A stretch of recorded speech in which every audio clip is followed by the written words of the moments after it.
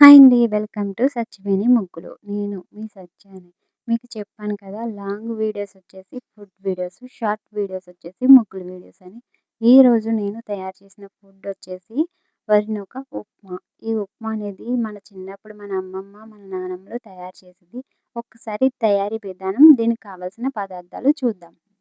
1 cup వరినూక, 2 రెమ్మల కరివేపాకు, half spoon జీలకర్ర, 2 స్పూన్లు పచ్చెనపప్పు, హాఫ్ స్పూన్ ఆవాలు, 2 స్పూన్ల మినపప్పు, 4 పచ్చిమిర్చి చీలికలు, అలాగే 2 స్పూన్ల పల్లీలు, చిన్న అల్లం ముక్క, అలాగే 2 ఉల్లిపాయల చీలికలు కూడా తీసుకుందాం. ఇప్పుడు గ్యాస్ వెలిగించి గ్యాస్ పైన గిన్నె పెట్టుకుందాం. మనం ముందుగా తీసుకున్న కప్పు వరినూక కూడా ఆ గిన్నెలో వేసుకొని దోరగా వేపుకుందాం. ఇది ఏపడం వల్ల మన ఉప్మా అనేది పొడి పొడిలాడుతూ టేస్ట్ కూడా కమ్మగా ఉంటది. ఒక్కసారి ట్రై చేయండి ఇలాగా. మీరు ఆ వరినూక అనేది ఏపకుండా డైరెక్ట్ ఉప్మా చేసేసుకోవడం వల్ల ఉప్మా అనేది జిడ్డుగా ఉంటది. ఇదైతే వేగిపోయింది. ఒక గిన్నెలోకి తీసుకుందాం. మళ్ళీ అదే పెనంలో 2 స్పూన్ల ఆయిల్ వేసుకొని, ఇందాక పోపు దినుసులు వేసుకున్నాం కదా! అవి వేసుకుందాం. అవి వేసుకొని దోరగా వేపుకుందాం. ఈ ఉప్మా అనేది చాలా టేస్టీగా ఉంటదండి. ఒక్కసారి ట్రై చేయండి. మీ పిల్లలు ఎంతో ఇష్టంగా తింటారు. ఇప్పుడు ఇది ఆల్మోస్ట్ వేగినట్టే. దీంట్లోకి మనం ఇందాక తీసుకున్నాం కదా! పచ్చిమిర్చి, ఉల్లిపాయ, అల్లం ముక్క, కరివేపాకు వేసుకుందాం.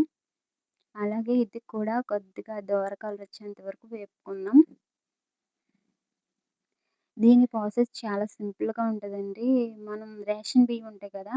అవి మనం నానబెట్టుకొని, ఆరబెట్టుకొని ఇలా వరినూక ఆడుకోవడమేనండి. ఆడుకొని దీన్ని ఉప్మా చేసుకోవడం వల్ల చాలా టేస్టీగా ఉంటది.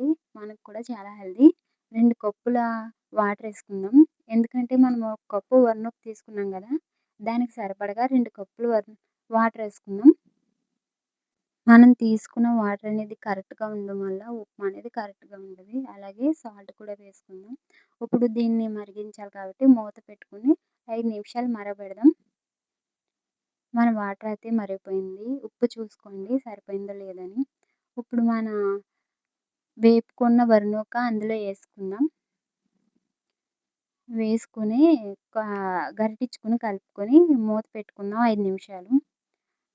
2 నిమిషాల్లో మగ్గిపోద్ది. దాని గురించి మీరేం టెన్షన్ పడకండి. అరగంట, 2 గంటలు అంటే అవసరం లేదు. 5 నిమిషాలు, 4 నిమిషాల్లో ఈ ఉప్మా అనేది మగ్గిపోద్ది. చాలా టేస్టీగా ఉంటది. ఒక్కసారి మీ ఇంట్లో ట్రై చేయండి. చాలా బావుంటది. చూసారా? ఉప్మా అయితే తయారైపోయింది. చూసారా ఎంత పొడి పొడిలాడుతూ ఉందో? టేస్ట్ అయితే చాలా బావుంటది. ఒక్కసారి ట్రై చేయండి. మీరు అంతమాటు దోస, ఇడ్లీ, వడ, పూరి అవే కాదు ఒక్కోసారి ఇలా ఉప్మా కూడా తయారు చేసుకొని తినాలి. మన upma ready. Thank you so